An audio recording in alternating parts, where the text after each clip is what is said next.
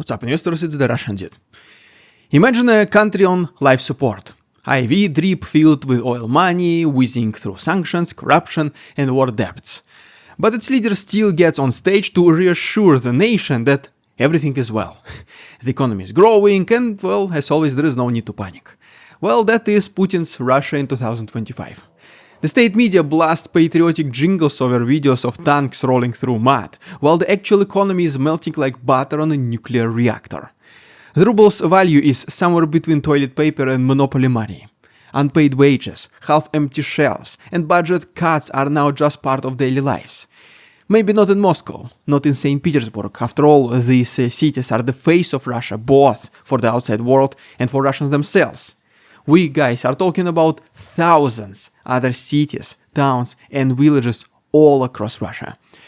But don't worry, comrades, Putin says it's all fine as he shows pictures from Moscow's supermarket, and he says, see, we have food, Western sanctions do not work.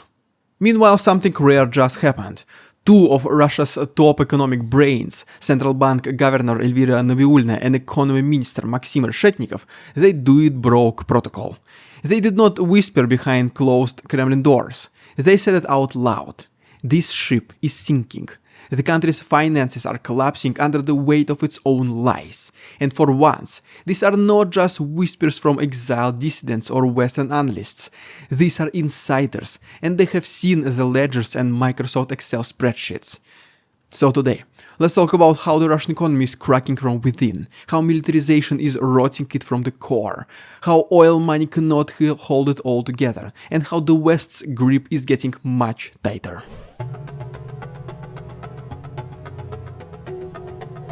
So here's the deal. Russia's so-called economic strength, that big tough image Putin parades like a trophy, was never built to last. From the moment the tanks rolled into Ukraine in 2022, Moscow hit the burn reserves button. Hundreds of billions from the National Wealth Fund were pumped into the economy like painkillers in a severe trauma ward. The idea was that the invasion will be fast, so no need to care about overspending. Wages were covered, factories kept humming, and the propaganda machine was oiled up to deliver its daily dose of delusions. But now, that morphine is running short, and even the most critical patients are being left unattended. Elvira Nabiullina, usually tight-lipped and calculating, finally admitted the obvious. Russia's wartime growth is on its last legs.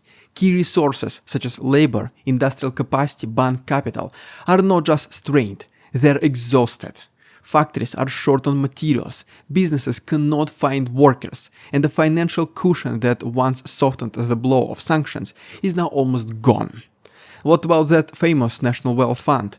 To be specific, it's gone from a comfort $107 billion to a concerning $35 billion as of June 1st, 2025. And no, that does not matter $35 billion in hard cash.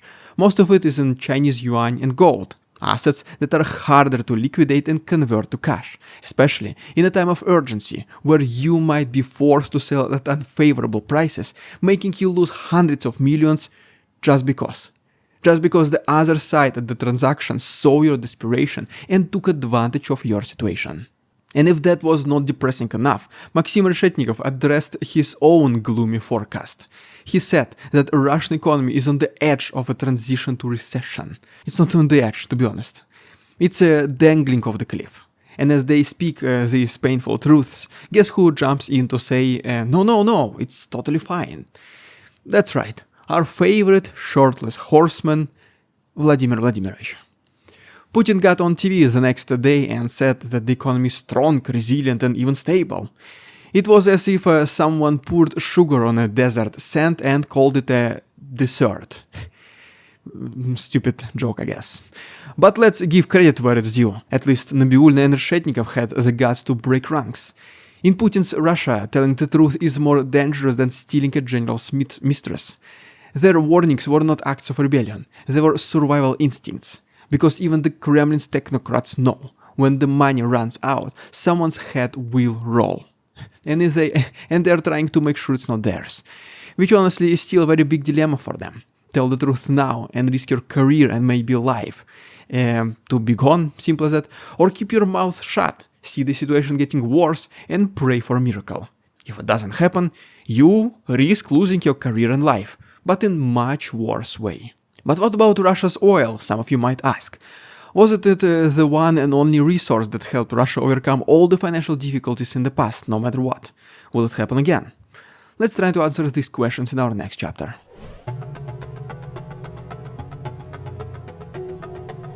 Let's get one thing straight. Putin's Russia does not have an economy, it has an oil pump. And as long as that pump was gushing and the world was buying, things looked kinda okay. But in 2025 that illusion is coming apart. Oil prices have been shaky. Even when they spike due to chaos in the Middle East or other global panics, Russia's benefit is limited. The question is why? Because they're not getting full market price anymore. The West slapped a $60 per barrel cap on Russian oil, and even with that, most of Russia's crude oil now sells to China and India at discount rates. We're talking about $45, sometimes even less. So while global headlines scream about oil hitting $90 or even more, Russia's actually cashing out like it is 2002. The days of overflowing coffers are now gone. And to make things worse, the budget for 2025 was based on the assumption of stable oil income. What's the reality? Deficits everywhere. They cannot pay for the war machine, the broken social systems back home, and to leave something to steal for Putin's oligarch. It is classic situation where you have to choose 2 out of 3 kind of scenario. And let me tell you what, Putin sure as hell is not choosing to restore the social systems, not the people. That's the last thing he thinks about. Hospitals are understaffed, roads are collapsing, schools lack basic materials, and teachers are sitting in Ukrainian trenches. And meanwhile, military contracts keep ballooning. They keep paying to build more drones, more tanks, more artillery. Because that is what holds the regime together. Not prosperity, not stability, but violence. And even that is starting to shake. And don't even get me started on this so-called shadow fleet. That armada of uninsured, unlabeled tankers that Russia uses to cheat oil sanctions. Yeah, the West is coming for them too. The UK just, for example, sanctioned 120 of those ships. Australia joined in. The US is cooking up secondary sanctions that would slap any country still buying Russian energy. So the world is tightening its leash. What about Putin? He is running out of places to hide. He thought he can maintain the war economy forever. Well, I guess he needs to think twice now. You guys already probably know that such economy can only sustain itself for as long as the war is going. But let's now also talk about how it is doing during the times of war and what can be the first signs of it collapsing.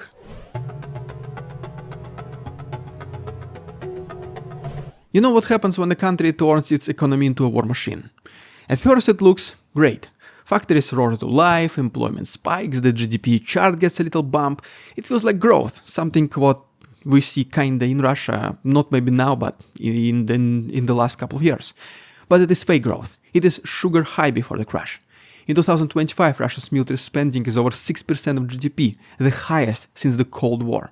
But unlike back then, this is not sustainable. They are not building an empire, they're just burning fuel. Factories that used to make tractors now make missile parts. Engineers who could be designing railways are drafting blueprints for artillery shells. And once the military sector reaches full capacity, which it is already hitting, there is no new engine for growth. You cannot eat bullets. You cannot pay pensions with rockets. And you sure as hell cannot win a public's trust by cutting their utilities to keep the tanks rolling. What we're seeing now is literal economic cannibalism.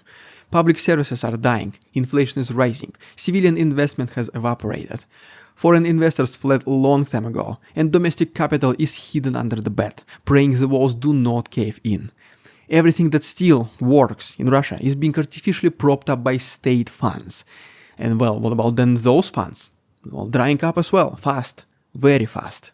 Even propaganda cannot spin this forever. When your grandmother's pension is delayed, when the pharmacy has no insulin, where the local schools cancel heating in December, this is when illusions die.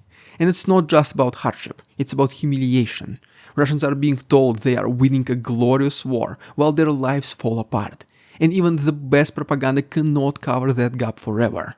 We even spoke about it with Sanctioned Ivan during one of our most recent, thank God it's Monday podcast, that people, especially and by the way very surprisingly elder people, are finally starting to open their eyes. So after all, there is still hope for Russia after Putin. By the way, speaking about the podcast, I have a very requested by you guys guest for our Monday episode. So please, if you haven't done so already, subscribe to my channel and turn on notifications if you don't want to miss it. I'm sure you're going to love it. But for now, let's wrap this up by talking about the European Union squeezing Russia harder than ever. While Russia collapses internally, the external pressure is also growing. Europe's new gas plan is brutal. No new contracts, all existing ones cut off by 2027. Hungary and Slovakia tried to block it. Of course, they are addicted to Russian energy. But Brussels is moving ahead. The plan is simple: starve the beast of its one and only meal. Then there is also the $200 billion in frozen Russian assets, and European Union and G7 are now talking about redirecting the profits from those funds to Ukraine, and not just to rebuild, to fuel resistance, to drag this war out until Russia begs for a way out. And the best part about it, these assets were Russia's safety net. Well, now they are long gone, and not telling exactly when Russia can get them back, if ever. Meanwhile, Washington's preparing another sanctions package. Over 80 senators backing it, bipartisan support. Even Australia is now targeting this so-called shadow fleet. Suddenly the walls are closing in.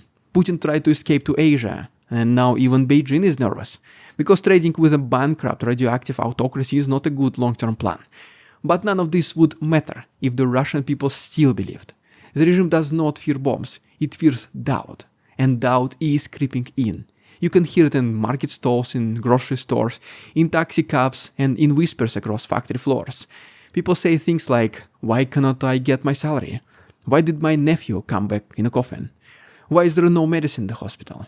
These are the cracks that predict and precede the inevitable collapse. And here's the irony. Putin's own military tantrums are making it even worse. When Europe made its gas announcements, he responded by flattening Kiev with missiles and drones. He did the very same thing after a phone call with Trump talking about peace deal and that Ukraine does not want to stop fighting. These attacks are not strategy, they're emotional meltdowns. He is showing the world that he is not in control, he's reacting. And for an autocrat, that is very deadly. Well, there you have it, guys. If you haven't done so already, please subscribe to my channel. Once again, don't forget about the next episode of Thank God It's Monday podcast, coming 6 AM Eastern Standard Time on, you guessed it, Monday. If you want to support my order, links down below, for example, my Patreon, we can see these episodes, including the podcast in very early access. The link is down below. Thanks much for watching. See you on Monday.